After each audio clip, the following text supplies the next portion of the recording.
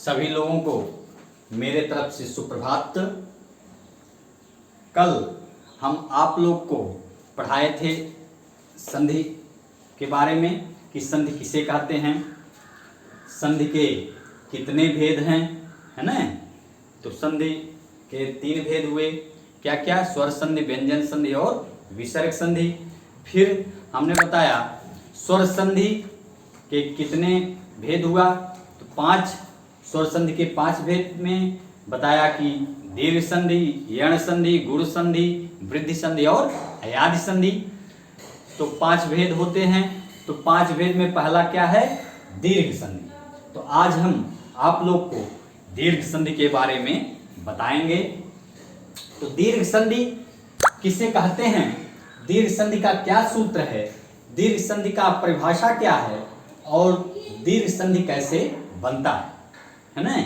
तो दीर्घ संधि का सूत्र है अकः सवर्णे दीर्घः, अकः सवर्णे दीर्घः, अकः सवर्णे दीर्घः। अब ये कहता है अकः, अकः क्या हो गया? षष्ठी विभक्ति एक वचन, षष्ठी विभक्ति एक वचन।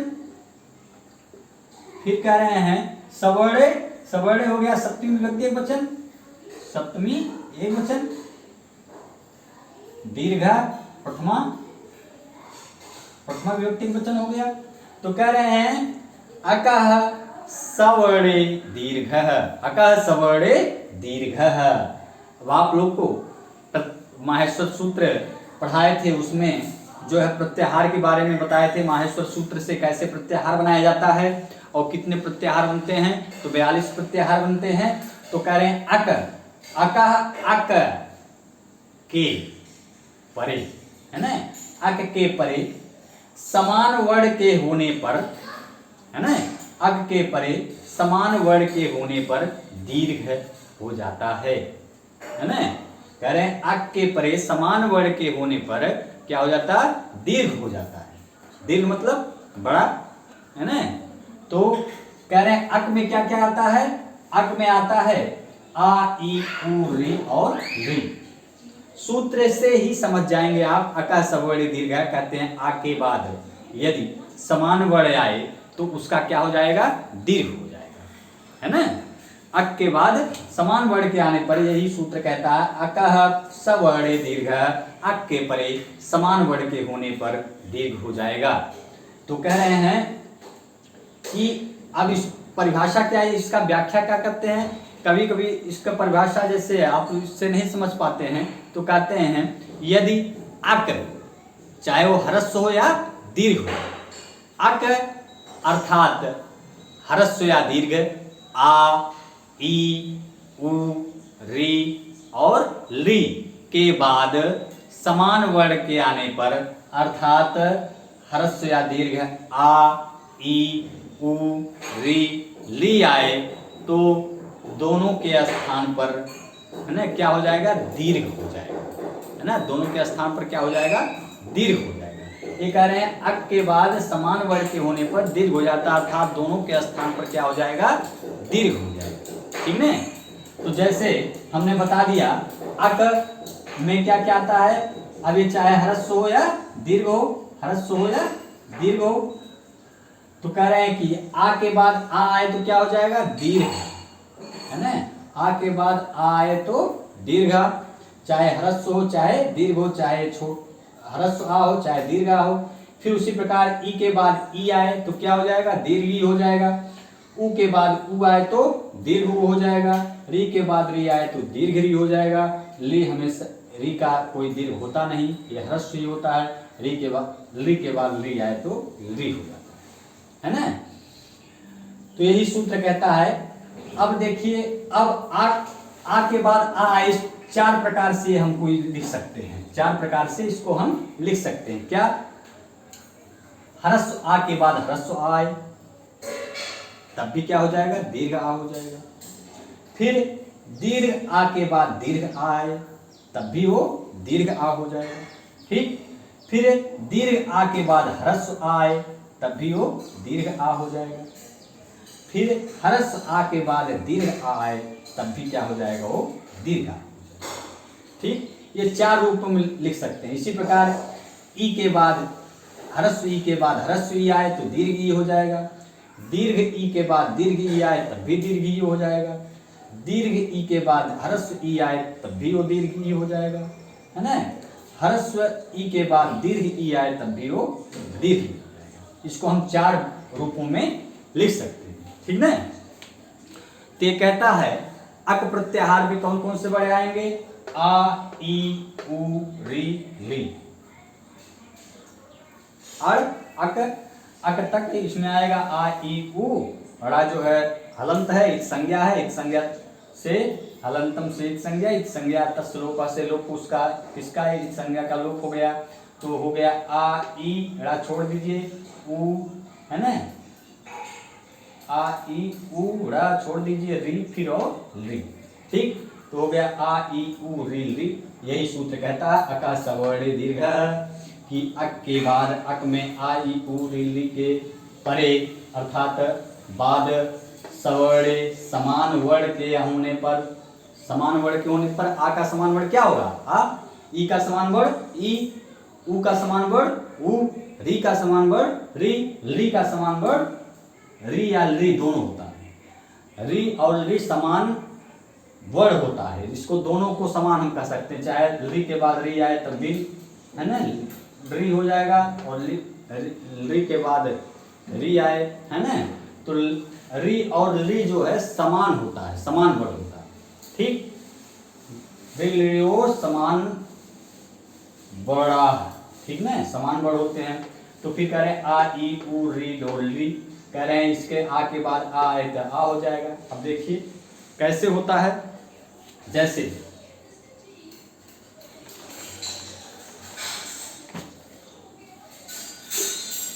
उदाहरण देखते हैं।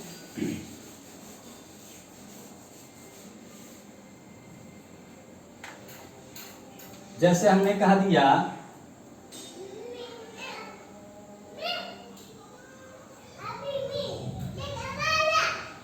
विद्या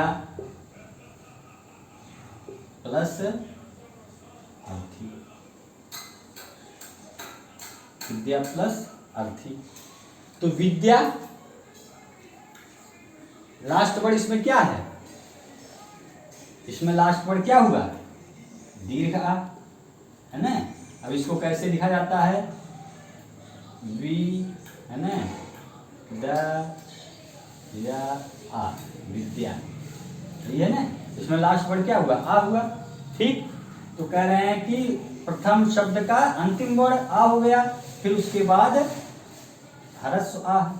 सूत्र क्या कहता है? आ, अक अर्थात आ के बाद आ है, समान वर्ण है, आ के बाद आ समान वर्ण है। तो कह रहे हैं कि क्या हो जाएगा? दोनों के स्थान पर क्या हो जाएगा? दीर्घ आ हो जाएगा, ठीक, दीर्घ आ हो गया। अब देखिए इसमें दीर्घ आ निकाल दिए हो तो यहाँ क्या बचा है? विद्य, ठीक। फिर उसके बाद दीर्घ आ, ठीक। फिर यहाँ आ गया है तो क्या बचा है? ठीक, है ना। अब इसको जोड़ दो। अब इसमें जो है आ जोड़ दोगे क्या हो जाएगा? विद्या, और इसके बाद विद्यार्थी। समझ में आया?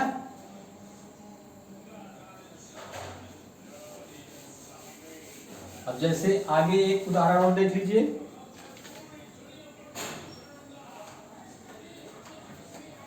जैसे पुस्तक प्लस आलय। अब का में लास्ट वर्ड क्या है? ह्रस्व आ है, उसके बाद दीर्घ आ है। अब सूत्र कहता अक में आ रहा है, नहीं आ रहा है? आ रहा है। कह रहे अक के बाद समान वर्ण हो, अक के बाद क्या है? समान वर्ण है, तो दोनों मिलकर क्या हो गया? दीर्घ हो गया, ठीक। अब इसमें आ निकाल दिए तो क्या बचा है? पुस्तक, फिर आ यहाँ आ गया है तो लया बचा है, लया हो गया पुस्तकालय। समझ में आया? उसी प्रकार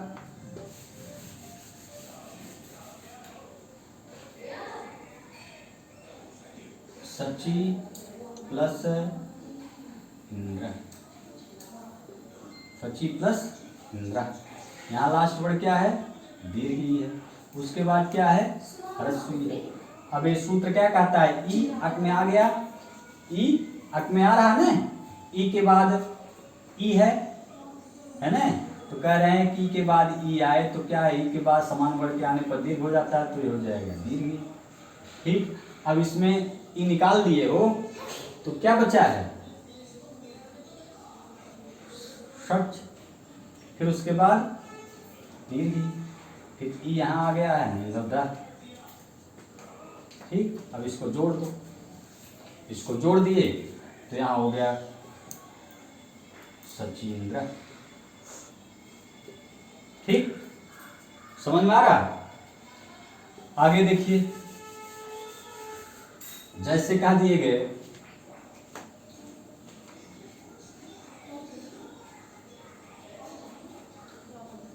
भानु प्लस उदय, भानु प्लस उदय। अब यहाँ लास्ट वर्ड भानु में क्या है? उ, उसके बाद क्या है? उ।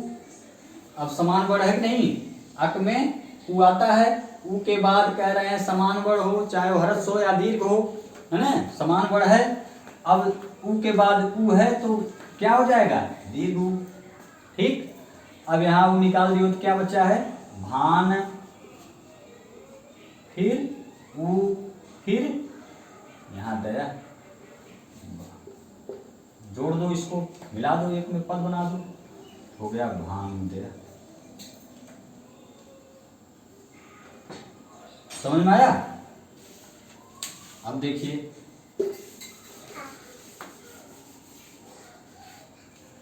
जैसे हमने कह दिया वधू प्लस उत्सव, वधू प्लस उत्सव। अब वधू प्लस उत्सव, तो वधू में लास्ट वर्ड क्या है? दीर्घ प्लस ह्रस्व। सूत्र कहता है ह्रस्व या दीर्घ। अक, अक में उ है तो कह रहे हैं उ के बाद समान वर्ड है, उ के बाद उ है, समान वर्ड है, तो कह रहे हैं दोनों के स्थान पर क्या हो जाएगा? दीर्घ।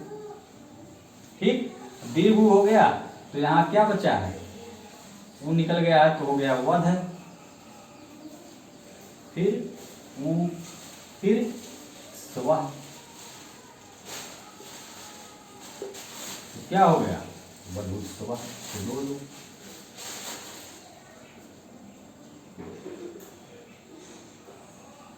ठीक, समझ में आ रहा?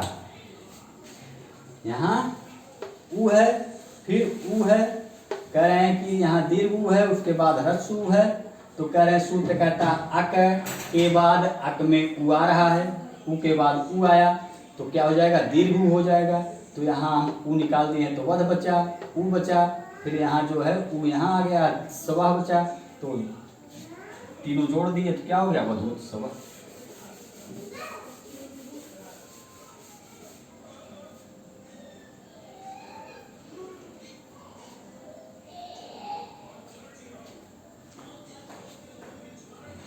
जैसे मातृ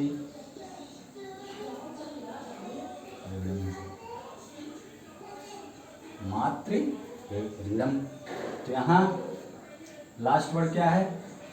री। उसके बाद क्या है? री। अब सूत्र कहता अक में री आ रहा है, रिया है, उसके बाद समान वर्ड है कि नहीं है? है, तो री के बाद री है, तो कह रहे हैं दोनों के स्थान पर क्या हो जाएगा? री हो जाएगा, दीर्घ हो जाएगा। अब ये हो गया यहाँ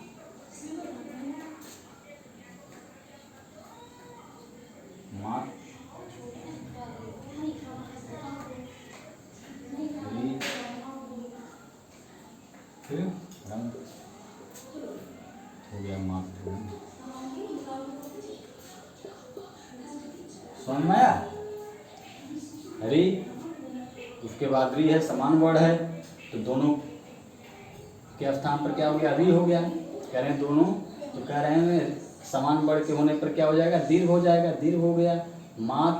मातृणम, मातृणम।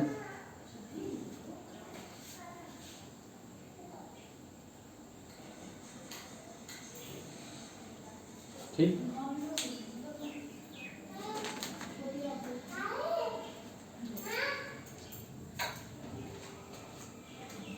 जैसे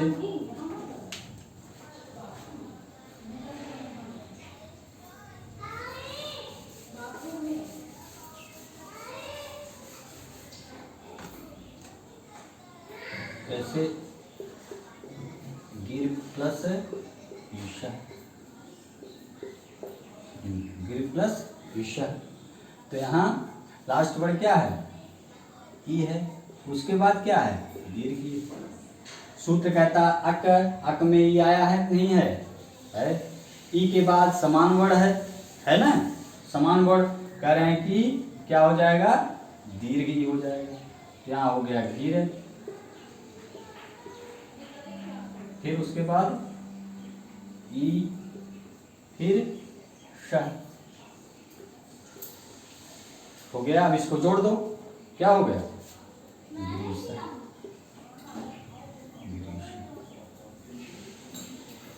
समझ में आया, ये हो गया गिरीश। ठीक, ये कहता है अका सबोड़े दीर्घा अक के परे, है ना, अक के परे समान वर्ण के होने पर दीर्घ हो जाता है ना। अर्थात ह्रस्व या दीर्घ अक के बाद ह्रस्व या दीर्घ अक आए तो क्या हो जाएगा, दीर्घ हो जाएगा। अब हमने दिखाया, चाहे अक ह्रस्व या दीर्घ, अक में क्या क्या था, आ ई उ री ली। इसके बाद कह रहे हैं समान वर्ण के होने पर आ के बाद आ आए तो दीर्घा, ई के बाद ई आए तो दीर्घी, उ के बाद उ आए तो दीर्घु, री के बाद री आए दीर्घ री, और ली के बाद री आए ली हो जाता है, क्योंकि इसका दीर्घ नहीं होता। और ये और री दोनों समान वर्ण है, समान वर्ण, चाहे री के बाद री आए चाहे री के बाद री आए तो क्या हो जाएगा, री। ठीक, तो आशा करते हैं आप लोग जान गए होंगे। तो कल आप लोग और भी उदाहरण कुछ आप लोग जैसे शिक्षार्थी प्लस अर्थी, ठीक ना, शिक्षार्थी, शिक्षा प्लस अर्थी हो गया, ठीक ना। और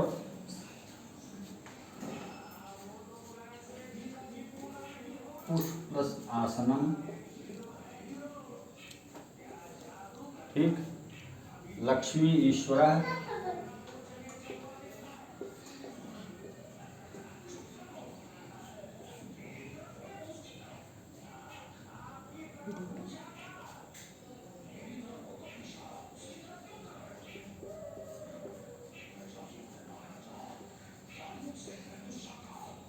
कुछ उदाहरण आप लोग कुछ इसको पढ़कर आइएगा, इसको करके उसके बाद भी जो है इसमें कहीं ना समझ में आया होगा तो पूछ लीजिएगा, ठीक है ना।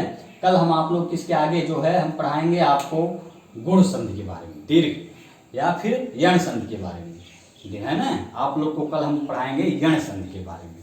यण संधि का सूत्र क्या है, इको यणच, ठीक। तो आज ये सब आप लोग समझ गए होंगे, तो ठीक है ना। इसको आप लोग घर पर बार बार अध्ययन करिएगा जिससे ये भूले ना। तो कल हम आप लोग को पढ़ाएंगे यण संधि। बहुत बहुत धन्यवाद।